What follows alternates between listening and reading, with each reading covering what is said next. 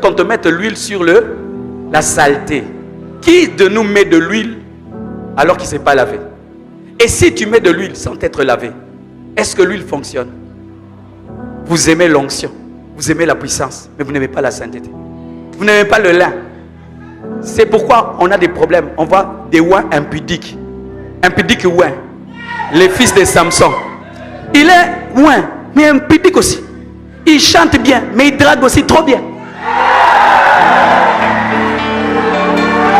Il prophétise bien, mais il escroque aussi très bien. Impudique ouin, ouin impudique. Ils ont de l'huile, mais sur la saleté. Quand tu veux l'onction, lave-toi d'abord et va chercher la puissance. Parce que si tu as la puissance sans sainteté, c'est comme si tu as rempli un pneu, mais qui est troué. Tout ce qui entre sera perdu. Et tu vas devenir un scandale pour celui qui entre dans ta voiture. Parce que tu vas le déposer là où il ne peut pas rester. C'est pourquoi il y a le scandale dans l'église. Les gens vont vers la puissance sans aller vers le caractère. Ils veulent des manifestations de Dieu, mais ils n'ont pas la nature de Dieu. Et il y avait 4 couleurs pour finir. La couleur blanche, la sainteté. La couleur écarlate, le sacrifice. La couleur pourpre, la royauté. Et pour finir, la couleur bleue, le ciel. Dis le ciel. Le tabernacle en soi. C'est le langage de Dieu qui te dit que tu quitteras le parvis un jour et tu finiras dans la nouvelle Jérusalem céleste. Un jour, nous vivrons une dimension où nous vivrons tous les jours dans la Shekinah. J'appelle ça la dimension d'être capturé par la gloire. Alléluia. Le bâton d'Aaron qui avait fleuri, après, n'est jamais parti. Il est resté devant la Shekinah. Certains sont possédés par les démons. Il faut être possédé par Dieu. Capturé par la gloire. Prisonnier de la gloire. Où tu atteins un niveau, même si tu vas abandonner Dieu, tu n'y arrives plus. Vous connaissez des gens pareils. Ils sont tellement amoureux de quelqu'un, même si on lui fait quoi. Mais quoi? Tu vois, quand ton enfant, tu le gueules, après il vient seulement chez toi, capturé par l'amour. Jésus dit à Pierre, et vous ne partez pas. Où irons-nous? Car c'est auprès de toi que se trouvent les paroles de la vie. Capturé, capturé. Tout le monde s'en va. Marie de Magdala reste. Marie, il est mort. Même s'il est mort, il est mon Seigneur. Où avez-vous mis mon Seigneur? Capturé par la gloire de Dieu. Tes amis abandonnent Dieu. Toi, tu n'y arrives pas à abandonner. Tu es possédé, lié par le Saint-Esprit, lié par la présence de Dieu, capturé par la gloire. Jamais plus le bâton d'Aaron n'avait quitté la gloire. C'est quand tu atteins le niveau, maintenant toi-même, tu deviens un tabernacle vivant. Quand tu atteins la dimension du lieu très saint, après, toi-même, tu viens le tabernacle. Quand tu vas à un endroit, tu y amènes Dieu. Tu quittes, Dieu s'en va. Tu viens, Dieu vient. C'est pourquoi quand Samuel venait dire, est-ce que ta venue annonce quoi? C'était un tabernacle vivant. Les dieux sont venus sur terre. Tabernacle vivant. Tu vas à l'école, même le professeur dit des bêtises, quand tu regardes, il arrête. Tu entres dans la maison de Potiphar, tout commence à prospérer. Tu entres en Égypte, tout commence à prospérer. Tu entres dans une entreprise, tout commence à prospérer. Tout commence.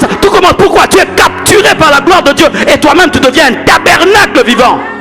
Tel il est, tel nous sommes.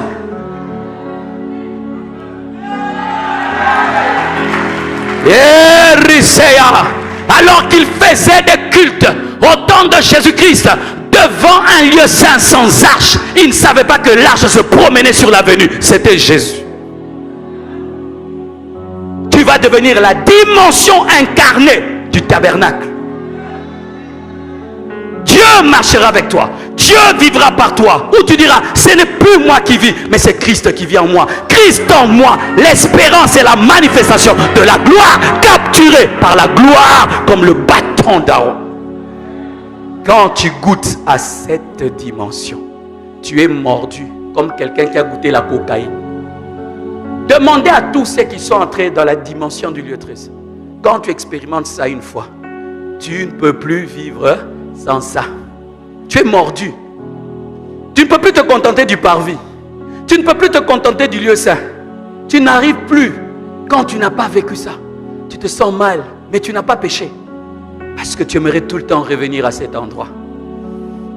Et un jour, on pose la question à Catherine Kuhlman et sa réponse m'avait bouleversé. On dit, Catherine Kuhlman, comment tu fais pour entrer dans la présence de Dieu?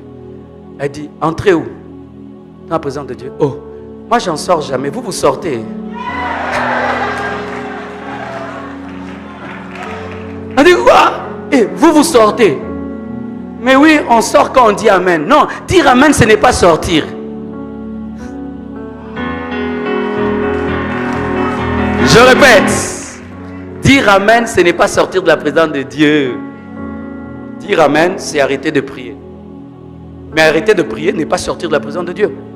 Quand on va dire Amen, que Dieu bénisse, rentrer à la maison, on est sorti de la présence de Dieu. C'est pourquoi vous, quand vous êtes sur l'avenue, vous marchez comme ça. Toi, ne joue pas avec moi. Quand vous arrivez seulement à la porte. Bien-aimés, frères, sœurs, attention, ici c'est la présence de Dieu. La présence de Dieu c'est seulement ici. Elle est avec toi partout, partout, partout, partout, partout. Dors même dans la présence de Dieu. Man de l'hébraï. Quand j'étais païen, si je ne me couvre pas, j'avais peur. Je pensais que le sorcier allait me manger. Quand je sentais des présences démoniaques, je me cachais sous les draps. Mais quand Dieu est devenu réel dans ma vie, je n'ai pas besoin de la couverture. Je sens toujours quelque chose là. Tu sens comme si... Qui sent ça? Tu sens qu'au-delà de ta couverture, il y a une autre couverture. Quand tu parles, tu sais, il y a quelqu'un avec toi. Et garde ça 1 semaine, 2 semaines, 1 année, 2 ans, 3 ans, 10 ans, 20 ans. Tu vas commencer à créer un jardin autour de toi. Tu vas porter du fruit. Tu seras l'adresse de Dieu. Ta vie prêchera. Les gens envieront vivre ce que tu vis. Tu ne parleras pas beaucoup. Les gens sauront que tu vis avec Dieu. Parce que quand tu es parfumé, ton voisin sait. Et quand tu portes la présence de Dieu, les gens savent. Tu n'as même pas besoin de le dire. Les gens savent que cet homme vit dans la présence de Dieu. C'est ce que Dieu veut nous enseigner pendant cette conférence. Que Dieu vous bénisse abondamment.